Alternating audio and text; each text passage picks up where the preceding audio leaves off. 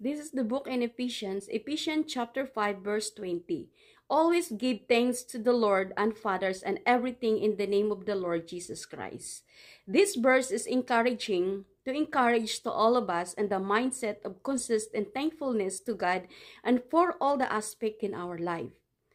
For the good and bad, and through Jesus Christ is a foundational principles in the holy living, the submission to one another in faith. So anyway, my dear brothers and sisters, my friend, so giving thanks to the Lord in all ways, not only when someone give you something. Okay, when someone disappointed you, you don't give thanks. And all the things that someone did to you, you forget those things. The Lord is not happy to that. You know what the Lord what He gonna did to us? Since we are not thankful, we are not grateful, God will giving us as much trial. Because even with God given us trial, if we are thankful and we are grateful, God is happy because God look at in our heart.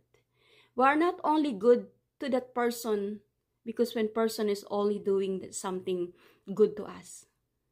We understand also, and we must also do our part. It says, faith without action is dead. So we must do action too, and we must trust to the Lord. Amen.